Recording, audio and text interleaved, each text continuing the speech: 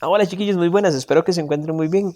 De parte de los profesores Adriana, mi persona, el profe Pablo y la profe Sonia, pues les deseamos muchos éxitos esta semana.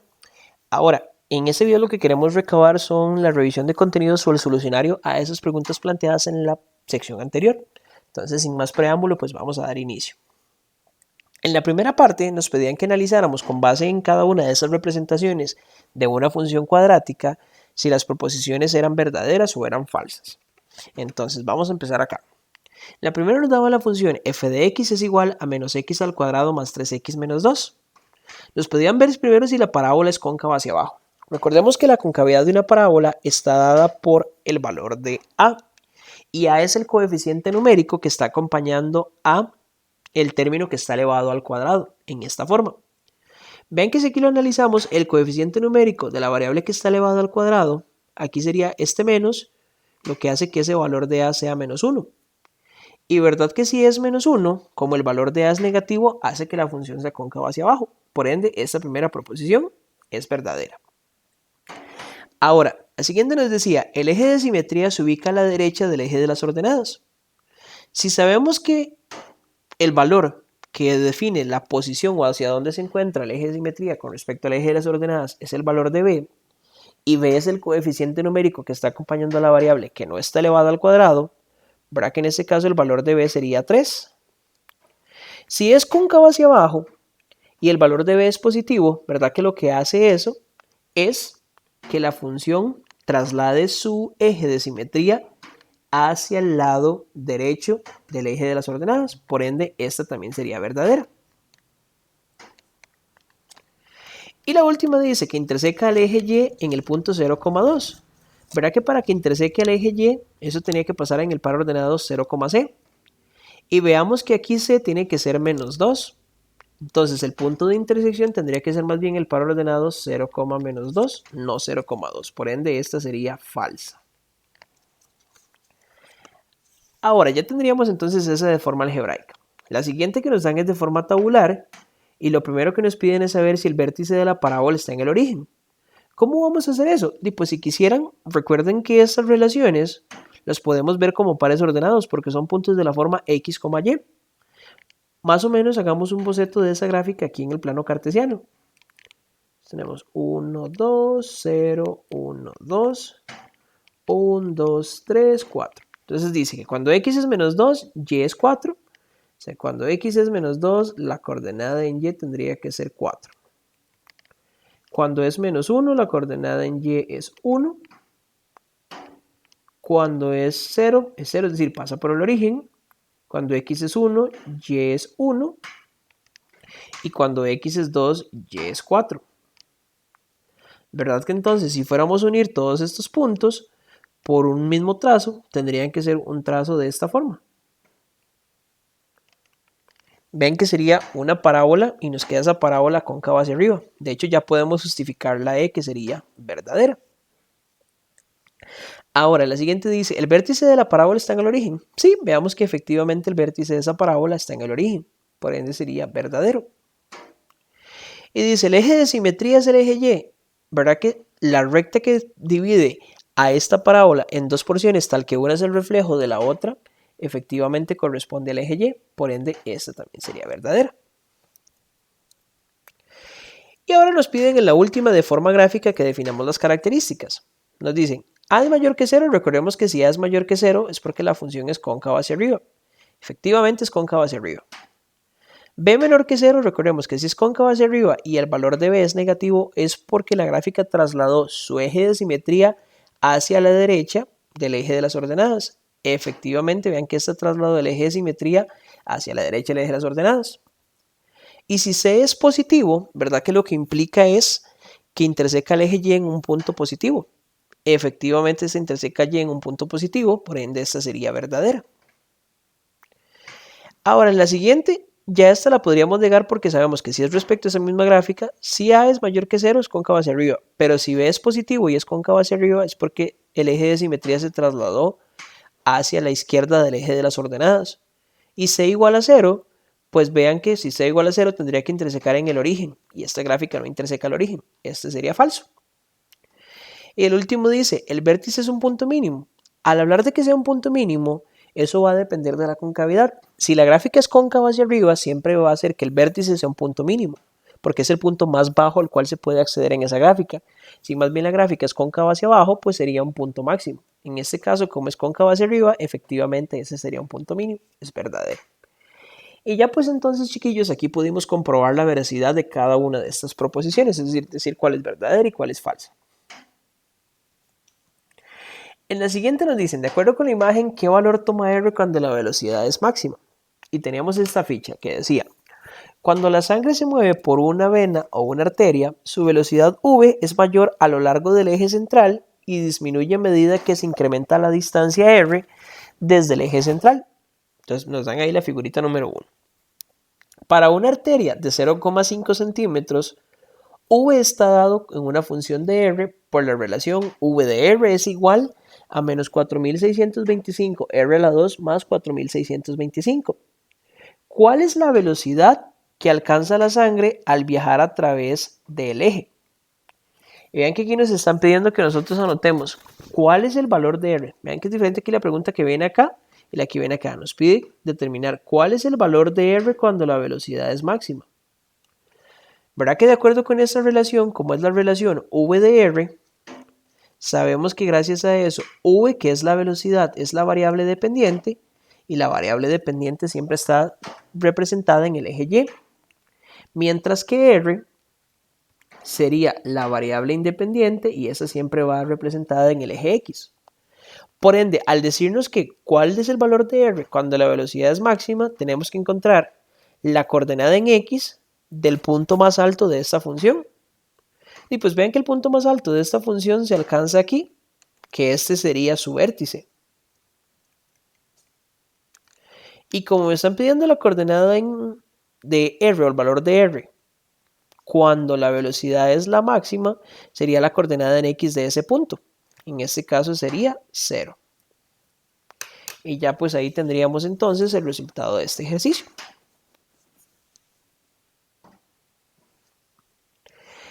En el siguiente dice, de acuerdo con la información de la ficha 3, en la forma algebraica de la función f de x es igual a 3 por x menos 1 al cuadrado más 5, ¿cuál es el vértice?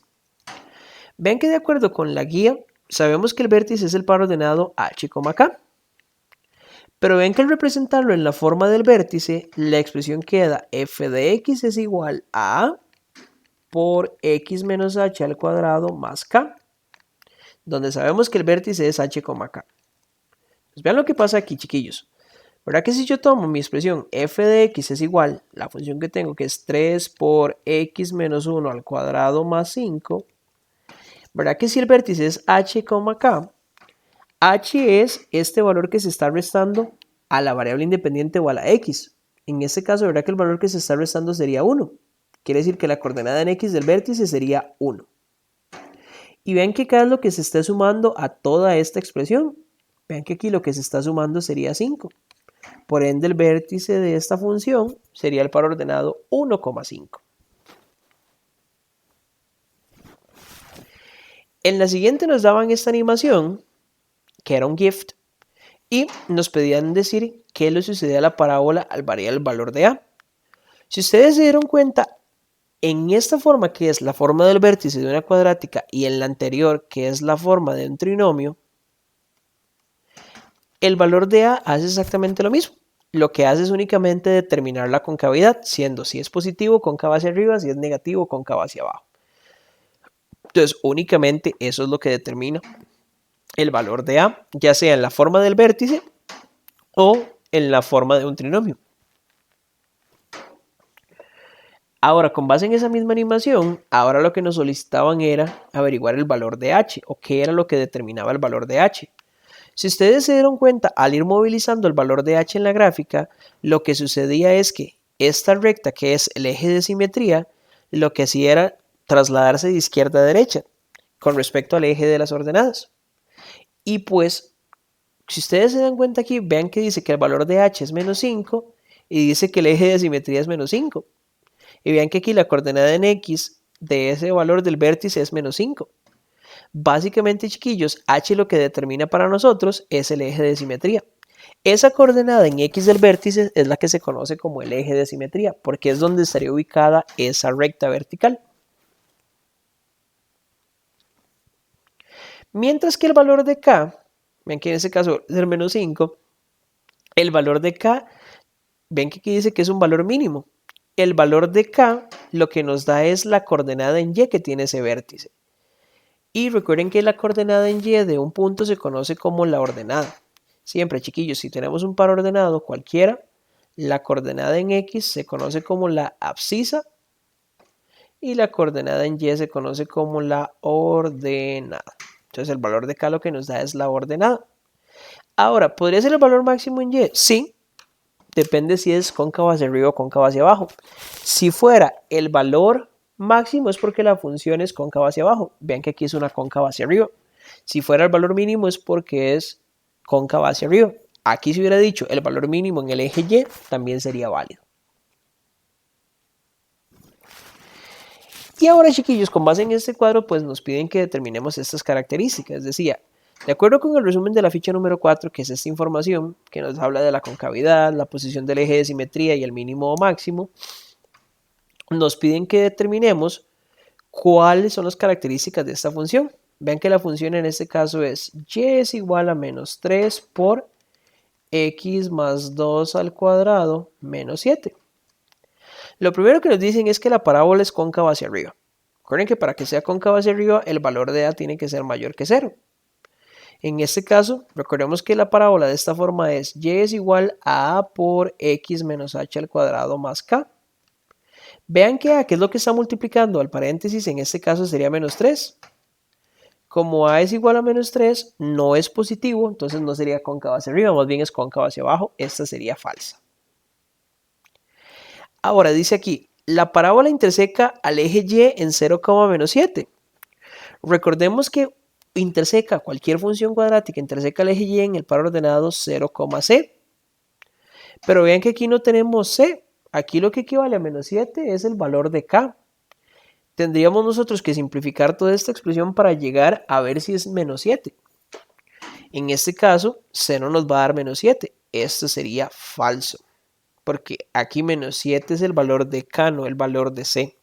Para que fuera c, tiene que estar dada en la forma f de x es igual a x al cuadrado más bx más c.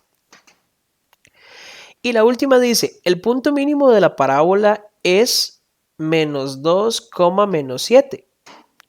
En este caso, ¿verdad que si sabemos que esta parábola es cóncava hacia abajo, este no sería un punto mínimo?